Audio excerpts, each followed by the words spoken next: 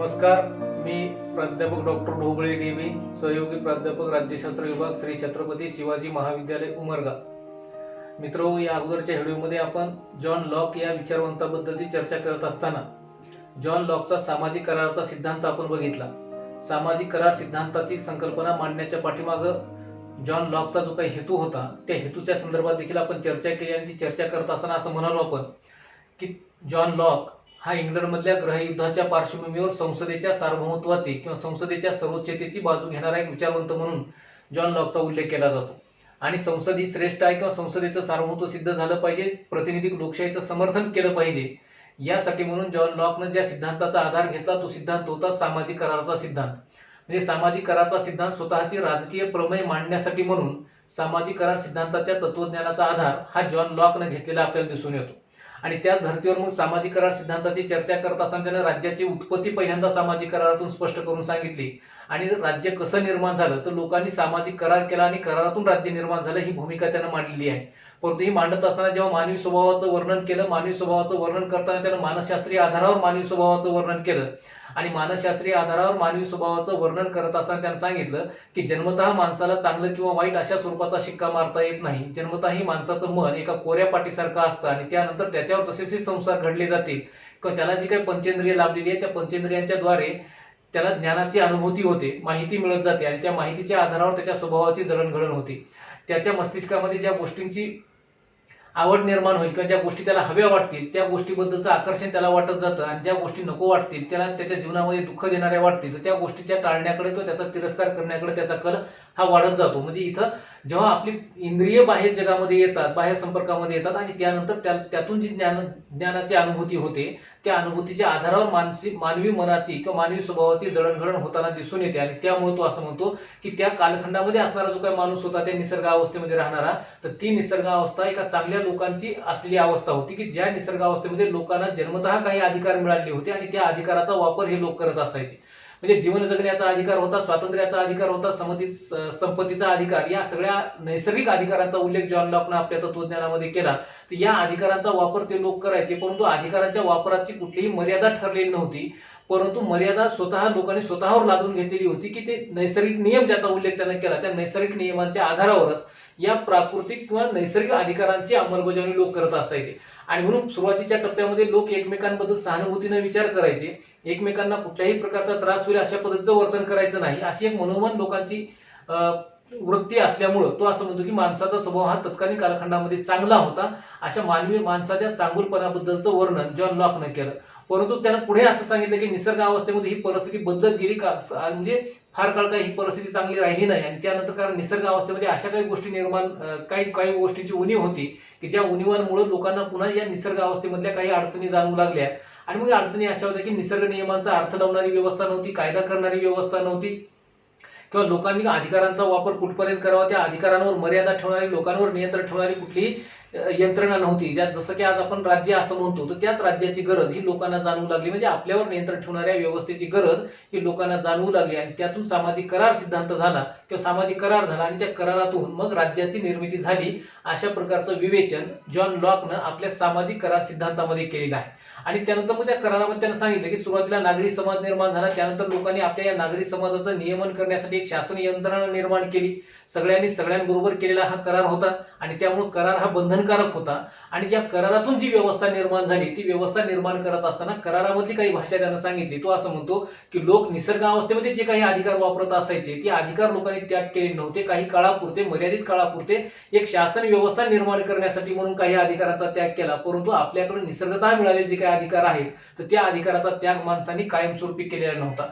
आणि म्हणून या अधिकारांच्या संरक्षणासाठी म्हणून राज्याची निर्मिती केली गेली. अशा प्रकारची व्यवस्था त्यानं त्या सामाजिक करार सिद्धांतामध्ये सांगितलेली आपल्याला दिसून येते. आणि या निसर्ग अवस्थेतल्या अडचणी दूर करण्यासाठी म्हणून जे राज्य निर्माण केलं होतं त्या राज्याचं प्रयोजन काय असेल तर याविषयीची चर्चा करत असताना तो असं म्हणतो की व्यक्तीच्या नैसर्गिक अधिकारांचं रक्षण, करणं ही राज्याची प्राथमिक जबाबदारी असली पाहिजे, कारण त्या अटीवरच राज्य नावाच्या संघटनेची निर्मिती झाली, त्या करारातल्या अटीच्या आधारावरच राज्य हे निर्माण झालेलं आहे. आणि म्हणून लॉकचं असं म्हणणं होतं की राज्याची निर्मिती ही जनतेच्या अडचणी दूर करण्यासाठी झालेली आहे आणि त्यासाठी राज्याला मर्यादित अधिकार देऊन राज्याला विरोध करण्याचा अधिकार देखील लोकांकडे सुरक्षित असला पाहिजे, अशा स्वरूपाची चर्चा तो करतो आपल्या सामाजिक करार सिद्धांतामध्ये. म्हणजे करारातून निर्माण होणारं जे काय राज्य आहे त्या राज्याचं प्रयोजन, त्या राज्याचे उद्दिष्ट आणि त्या राज्याचं उत्तरदायित्व या सगळ्या गोष्टी त्यांना पटवून दिल्या की करारातून जे निर्माण झालेलं राज्य आहे हे राज्य निरंकुश स्वरूपाचं राज्य असणार नाही, कारण लोकांनी स्वतःच्या गरजेसाठी म्हणून राज्याची निर्मिती केली आणि लोकांची गरज अशी होती की प्रत्येकाला आपल्या मूलभूत अधिकारांचा किंवा नैसर्गिक अधिकारांचा उपयोग करता यावा आणि यासाठी म्हणून समाजाचं नियमन करण्यासाठी किंवा समूहाचं नियंत्रण करण्यासाठी म्हणून राज्य निर्माण केलेलं होतं आणि ते नियंत्रण करण्याची जबाबदारीच राज्यानं पार पाडली पाहिजे. म्हणजे राज्याला आपल्या राज्य आपण निर्माण केलं, जे शासन आपण निर्माण केलं त्या शासनाला काही मर्यादित स्वरूपाचे अधिकार आपण दिलेले आहेत आणि त्या मर्यादेमध्ये राहून राज्यानं काम केलं पाहिजे. म्हणजे सध्या जी आपण घटनात्मक मर्यादा ज्या म्हणतो आपण, तर त्या घटनात्मक मर्यादांच्या अधीन राहून राज्यानं समाजाचं व्यवस्थापन करण्याचं काम केलं पाहिजे. ही भूमिका प्रामुख्यानं आपल्या या सामाजिक करार सिद्धांतातून निर्माण झालेल्या राज्याच्या बाबतीत जॉन लॉकनं सांगितलेली आहे. आणि म्हणून तो असं म्हणतो की जर राज्य लोकांच्या इच्छेप्रमाणे वागत नसेल किंवा काम करत नसेल, राज्य जर लोकांच्या हिताच्या विरुद्ध काही कृती करत असेल, तर अशा वेळेस त्या राज्याच्या विरुद्ध विद्रोह करण्याचा अधिकार देखील लोकांना असला पाहिजे आणि तो देण्याचं काम त्यानं आपल्या सामाजिक करारामध्ये केलं. म्हणजे जनता ही सार्वभौम आहे, जनतेचं राज्य, अशा प्रकारची एक कल्पना सामाजिक करारातून निर्माण झालेल्या राज्याच्या बाबतीत त्यानं सांगितलेली आहे. म्हणजे थॉमस हॉब्स आणि जॉन लॉक याच्यामध्ये मूलभूत फरक आपल्याला असा दिसतो की हॉब्सनं निरंकुश राजसत्तेचं समर्थन केलं, पण इथं मात्र निरंकुश राजसत्तेचं समर्थन जॉन लॉक करत नाही, तो जनतेच्या राज्याचं समर्थन करतो. जनता ही सार्वभौम असेल किंवा त्याचबरोबर जनता ही स्वतंत्र असेल आणि आपल्या मूलभूत अधिकारांचं रक्षण करण्यासाठी म्हणून राज्य निर्माण झालेलं आहे. याचा अर्थ व्यक्तिवादी स्वरूपाचा लॉक इथं आपल्याला मोठ्या प्रमाणामध्ये दिसून येतो का तशी व्यक्तिवादी तत्वज्ञान लॉकच्या विचारामध्ये आपल्याला दिसून येतं. आणि याच आधारावर जॉन लॉकनं सांगितलेले जे काही नैसर्गिक अधिकार आहेत त्या नैसर्गिक अधिकारांचं विवेचन आपल्याला आजच्या या व्हिडिओमध्ये करायचं आहे. म्हणजे जे निसर्गतः अधिकार मिळाले, जे लोकांना कोणाकडूनही मिळालेले नाहीत, जे कोणत्याही व्यवस्थेकडून मिळालेले नाहीत, जे कोणाचेही उपकार नाहीत, एक माणूस म्हणून जन्म घेतल्यामुळे निसर्गतः जीवन जगत असताना लोकांना जे अधिकार प्राप्त झाले ते अधिकार कोणते होते, त्या अधिकारांचं वर्णन आपल्या त्यानं नैसर्गिक अधिकाराच्या संकल्पनेमध्ये केलेलं आहे.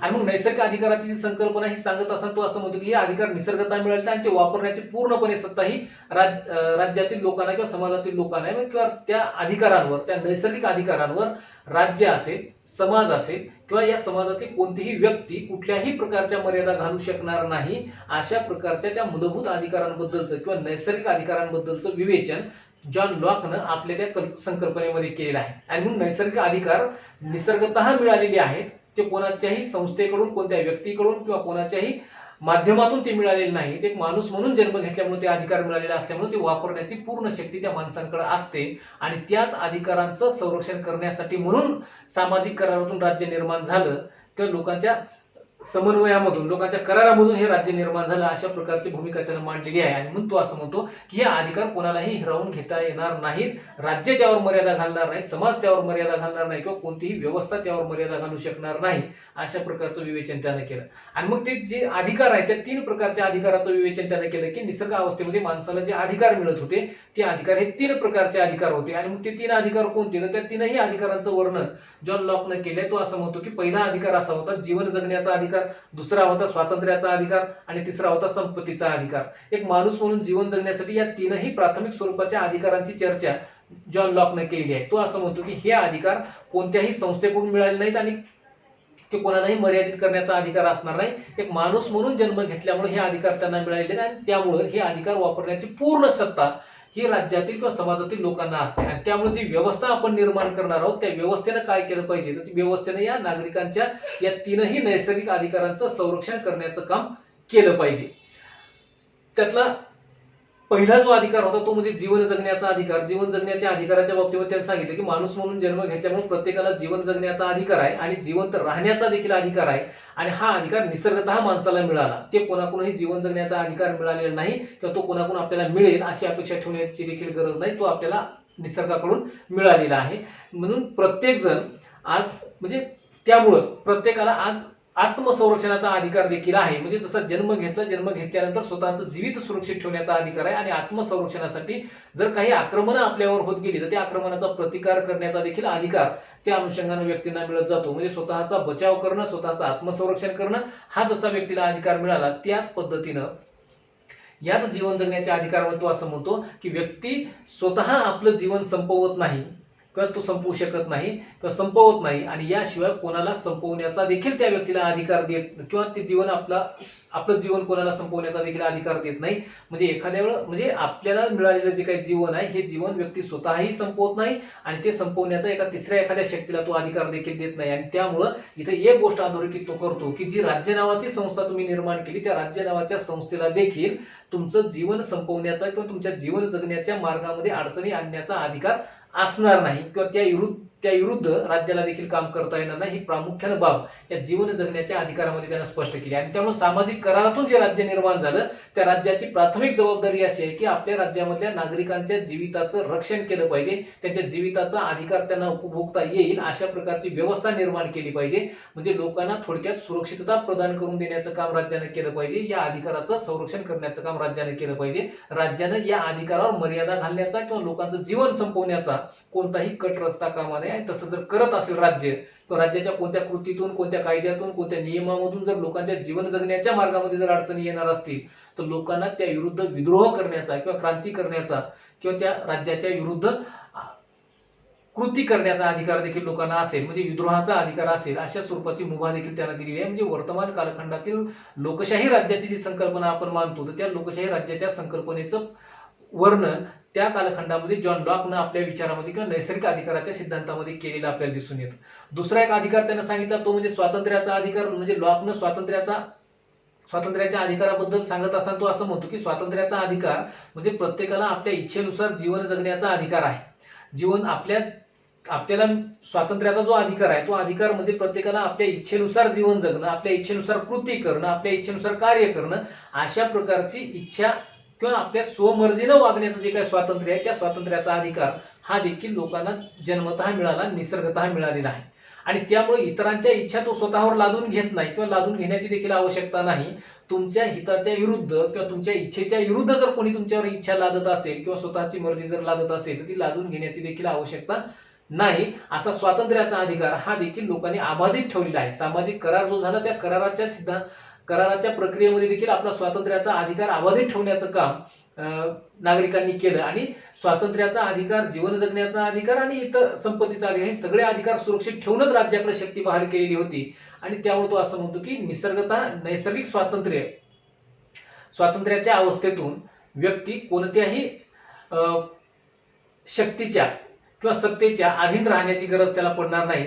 तो नैसर्गिक स्वातंत्र्याच्या अधिकाराला नैसर्गिक अधिकार असं म्हणतो. म्हणजे नैसर्गिक नियमांच्या अधीन राहूनच तो आपल्या या स्वातंत्र्याच्या अधिकाराचा वापर करू शकतो. परंतु तिसऱ्या एखाद्या कोणत्याही शक्तीच्या अधीन राहून तो स्वातंत्र्याचा अधिकार वापरण्याची गरज नाही. म्हणजे थोडक्यात लोकांनी आपल्या इच्छेच्या विरुद्ध वागण्याची गरज नाही किंवा आपल्या इच्छेनुसार कार्य करण्याचं स्वातंत्र्य लोकांना मिळू शकतं. आणि मग राज्याची भूमिका या बाबतीमध्ये काय असली पाहिजे तर याचा अर्थ राज्याला यातून काही गोष्टी त्यांना सूचित केलेल्या आहेत की राज्यानं देखील व्यक्ती स्वातंत्र्याचा संकोच होईल अशा प्रकारची कोणतीही कृती करू नये हे त्यानं त्या राज्याला तिथं सूचित केलेलं आपल्याला दिसून येतं. आणि त्यामुळे थोडक्यात व्यक्तीचे अधिकार मर्यादित होतील अशा प्रकारचे कोणतेही नियम तयार करण्याचा, अशा प्रकारचे कोणतेही कायदे तयार करण्याचा किंवा अशा प्रकारचे कोणतीही कार्यपद्धती राबवण्याचा अधिकार हा राज्याला असणार नाही. आणि तसं जर राज्य करत असेल तर ते राज्य बदलण्याचा अधिकार देखील लोकांना असेल. म्हणजे इथं जनतेच्या सार्वभौमत्वाची संकल्पना ही जॉन लॉकनं स्पष्ट केली दिसून येते. त्यानंतर तिसरा एक अधिकार त्यानं सांगितला नैसर्गिक अधिकारांमधला तो म्हणजे संपत्तीचा अधिकार. आता संपत्तीच्या अधिकाराच्या बाबतीमध्ये अतिशय त्यानं विस्तारानं चर्चा केली आहे. तो असं म्हणतो की संपत्तीचा संकुचित आणि व्यापक अशा दोन्ही अर्थाने त्यानं त्या संपत्तीच्या अधिकाराची चर्चा केली. त्यानं सांगितलं की संपत्ती ही जीवन जगण्यासाठी आवश्यक आहे, मालमत्ता ही जीवन जगण्यासाठी आवश्यक आहे. आणि जीवन जगण्याच्या अधिकाराला जर परिपूर्णतः आपल्याला अस्तित्वात आणायचा असेल किंवा तो परिपूर्णपणे जर जीवन जगण्याचा अधिकार आपल्याला वापरायचा असेल तर त्याच्यासाठी मालमत्तेच्या अधिकाराची किंवा संपत्तीच्या अधिकाराची नितांत आवश्यकता आहे. म्हणजे जीवन जगण्याच्या अधिकाराशी निगडीत असणारा किंवा संबंधित असणारा अधिकार म्हणून देखील त्यानं संपत्तीच्या अधिकाराकडे बघितलं. आणि व्यापक अर्थाने त्यानं चर्चा केली, संकुचित अर्थाने केली, व्यापक अर्थाने देखील या संपत्तीच्या बाबतीमध्ये त्यानं चर्चा केली. तो असं म्हणतो आता संकुचित बाबतीमध्ये त्यानं विचार जर आपण संकुचित अर्थानं संपत्तीचा अधिकार त्यानं सांगताना तो असं म्हणतो की व्यक्तिगत खाजगी मालमत्ता ज्याला आपण म्हणतो, तर त्या व्यक्तिगत मालमत्तेबद्दलची चर्चा करताना थोडं त्यानं संकुचित पद्धतीने संपत्तीचा विचार केला आणि व्यापक अर्थाने जेव्हा आपण म्हणतो तेव्हा जीवन जगण्याचा अधिकार असेल, स्वातंत्र्याचा अधिकार असेल, संपत्तीचा अधिकार असेल, या सगळ्या अधिकारांचं संरक्षण जे सगळ्याच लोकांना मिळालेलं आहे किंवा हे सगळे अधिकार जे सगळ्याच लोकांना मिळालेले आहेत, त्या अनुषंगानं जो काही आपण संपत्तीचा अधिकार वापरावायचा आहे तर त्या बाबतीमध्ये त्यानं व्यापक अर्थाने चर्चा केलेली आपल्याला दिसून येते. आणि म्हणून पुढे त्यानं काय केलं की व्यक्तीच्या संपत्तीचा अधिकार हा नैसर्गिक स्वरूपाचा आहे आणि त्यामुळे समाज किंवा राज्य या संपत्तीच्या मूलभूत अधिकारावर आक्रमण करू शकणार नाही. म्हणजे संपत्तीच्या परिभाषेमध्ये जीवन जगण्याचा अधिकार, स्वातंत्र्याचा अधिकार, संपत्तीचा अधिकार यासारख्या अधिकाराचा देखील त्यानं समावेश केलेला आपल्याला दिसून येतो. आणि म्हणून त्यानं खाजगी संपत्ती जी सांगितलेली आहे तर त्या खाजगी संपत्तीच्या बाबतीमध्ये काही संपत्तीवर बंधने असू नयेत किंवा नसली पाहिजेत अशा स्वरूपाची गोष्ट देखील त्यानं आपल्या संपत्तीच्या अधिकारामध्ये सांगितलेली दिसून येते. खाजगी संपत्तीच्या बाबतीमध्ये आणखी विस्ताराने त्याने चर्चा केली. तो असं म्हणतो की खाजगी संपत्तीचा अधिकार हा नैसर्गिक स्वरूपाचा, माणसानं जन्म घेतल्यामुळे जीवन जगावं लागतं आणि जीवन जगत असताना त्याला मालमत्तेची खाजगी संपत्ती बाळगण्याची गरज असते. म्हणजे स्वतःच्या उदरनिर्वाहाचं साधन उपलब्ध करून घेण्यासाठी म्हणून खाजगी संपत्तीचा अधिकार त्याला असला पाहिजे.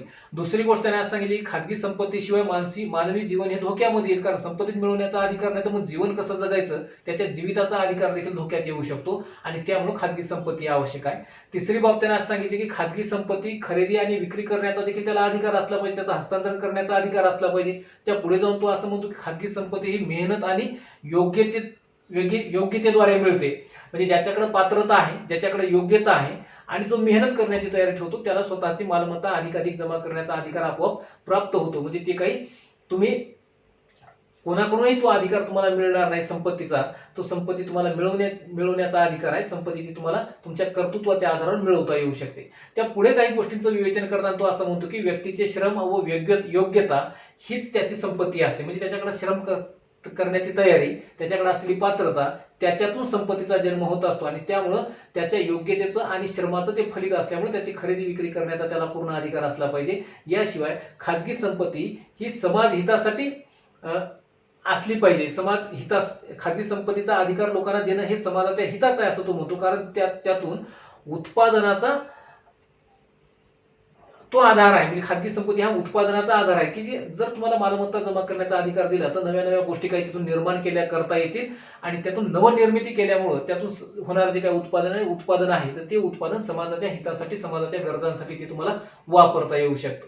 याशिवाय खाजगी संपत्तीचा अधिकार जर तुम्ही लोकांना नाकारला तर त्यामुळं कार्यप्रवणता लोकांची नाहीशी होईल, लोकांना प्रोत्साहन मिळणार नाही किंवा अधिकाधिक काही उत्तरोत्तर आपण आपली प्रगती केली पाहिजे असा लोकांमध्ये उत्साह राहणार नाही. आणि हा उत्साह टिकून ठेवायचा असेल, लोकांना प्रोत्साहन द्यायचं असेल आणि राज्याला जर प्रगतीच्या पथावर आणायचं असेल तर त्यासाठी खाजगी संपत्ती ही गरजेची आहे असं तो म्हणतो. आणि याशिवाय त्याला शेवटी सांगत असताना तो असं म्हणतो की समाजाच्या सामान्य हितासाठी खाजगी संपत्तीवर काही जर बंधनं तुम्हाला घालावी लागली तर ती बंधनं देखील तुम्ही घालू शकता. म्हणजे राज्यानं विधायक स्वरूपाची ती बंधनं घातली तर ती चालू शकेल. म्हणजे तुमच्या खाजगी संपत्तीच्या अधिकाराच्या वापरामुळे जर समाजाचं काही नुकसान होणार असेल तर अशा वेळेस तुमच्या त्या खाजगी संपत्तीच्या अधिकारावर देखील मर्यादा घालता येऊ शकते.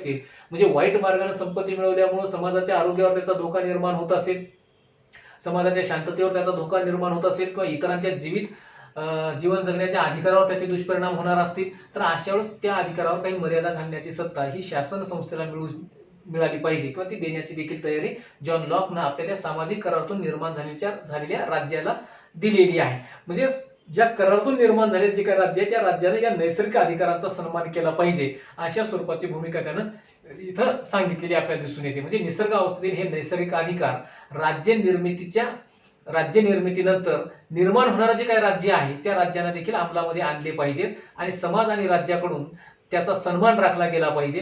राज्यानं किंवा समाजानं या अधिकारावर कोणत्याही मर्यादा घालू नयेत. म्हणजे करारातून निर्माण झालेल्या राज्यानंतर देखील त्या राज्यानं काय करावं तर या नैसर्गिक अधिकारांचा सन्मान केला पाहिजे, हे हिरावून घेऊ नयेत, या अधिकारावर आक्रमण करू नये. आणि जर आक्रमण राज्यानं केलं किंवा त्या कारण राज्याला कायदा करण्याचा अधिकार आपण देणार आहोत, नियम बनवण्याचा अधिकार आपण देणार आहोत, तेव्हा राज्याला जर कायदा करण्याचा अधिकार असेल तर राज्यानं कायदे करून लोकांच्या अधिकारावर मर्यादा घालू नयेत. आणि अशी जर मर्यादा घालण्याचा प्रयत्न राज्यानं केला तर त्या राज्याला विरोध करण्याची सत्ता देखील लोकांकडे अबाधित असली पाहिजे. ही भूमिका देखील त्यांना आपल्या या तत्वज्ञानामध्ये मांडलेली आहे. आणि म्हणून लॉकनं नैसर्गिक अधिकाराचा वापर लोकांना करता आला पाहिजे किंवा नैसर्गिक अधिकाराचा एक कट्टर भक्त म्हणून, कट्टर समर्थक म्हणून लॉकचा विचार हा राजकीय विचार विश्वामध्ये केला जातो किंवा राजकीय तत्वज्ञानामध्ये लॉकचा विचार केला जातो. आजही आपण भारतीय संविधानाचा किंवा इतरही लोकशाही प्रधान राष्ट्रांमधील नागरिकांच्या मूलभूत अधिकारांचा जेव्हा विचार करतो तेव्हा हा विचार करत असताना देखील आपल्याला लॉकची भूमिका ही समर्पक स्वरूपाची दिसून येते की आपल्याही घटनेमध्ये सांगितलेले मूलभूत अधिकार हिरावून घेण्याचा कोणालाही अधिकार नाही, त्यावर मर्यादा घालण्याचा अधिकार नाही. राज्यानं उलट त्या अधिकारांचा लोकांना उपयोग करता येईल, उपभोग घेता येईल यासाठी आवश्यक असणारी परिस्थिती निर्माण करून देण्याचं काम राज्याने केलं पाहिजे. अशा स्वरूपाची जबाबदारी आपण राज्यावर सोपवलेली आहे. म्हणजे ही जी काही कल्याणकारी राज्याची भूमिका आहे, लोकांच्या अधिकार आणि स्वातंत्र्याचं रक्षण करणारी जी जबाबदारी आपण राज्यावर सोपवलेली आहे, तीच जबाबदारी सामाजिक करारातून निर्माण झालेल्या राज्यावर देखील सोपवण्याचं काम हे जॉन लॉकने आपल्या तत्वज्ञानामध्ये केलेलं आहे. आणि त्यामुळे जॉन लॉकचं तत्वज्ञान हे वर्तमान कालखंडातील लोकशाही व्यवस्थांना पूरक अशा स्वरूपाचं तत्वज्ञान म्हणून देखील या तत्वज्ञानाकडे आपल्याला बघता येऊ शकतं. आता लॉकच्या नैसर्गिक अधिकाराच्या सिद्धांतामध्ये आपल्याला विचार केला तर त्या त्रुटीही अनेक दिसतील की नैसर्गिक अधिकारचे 3 त्याला सांगितले. जीवन जगण्याचा अधिकार, स्वातंत्र्याचा अधिकार, संपत्तीचा अधिकार. पण याशिवाय देखील जे काही माणसाला आवश्यक असणारे अधिकार आहेत त्या अधिकारांकडे दुर्लक्ष त्यानं केलेलं आहे. परंतु हे जे 3 अधिकार आहेत या 3 अधिकाराचं संरक्षण करारानंतर निर्माण झालेल्या राज्याने केलं पाहिजे. या अधिकारांचा सन्मान करारानंतरच्या राज्याने केला पाहिजे. ही भूमिका किंवा जबाबदारी त्यानं करारानंतरच्या राज्यावर सोपवलेली आहे. आणि त्यामुळे ते राज्य हे लोकशाही प्रधान राज्य असेल, म्हणजे लॉकच्या सामाजिक करारातून निर्माण झालेलं राज्य हे लोकांच्या इच्छेनुसार चालणारं राज्य असेल, ते घटनात्मक मर्यादांमध्ये राहणारं राज्य असेल, ते राज्य कायद्यानं चालणारं राज्य असेल, नागरिकांच्या मूलभूत अधिकारांचा सन्मान करणारं ते राज्य असेल. आणि म्हणून अशा प्रकारच्या राज्याची निर्मिती त्यानं त्या सामाजिक करारातून केली आणि तेच राज्य नागरिकांच्या नैसर्गिक अधिकारांचा सन्मान देखील करेल अशा स्वरूपाचं तत्वज्ञान त्यानं आपल्या या नैसर्गिक अधिकाराचा जो सिद्धांत आहे तर त्या सिद्धांतामध्ये सांगितलेलं आपल्याला दिसून येतं. धन्यवाद.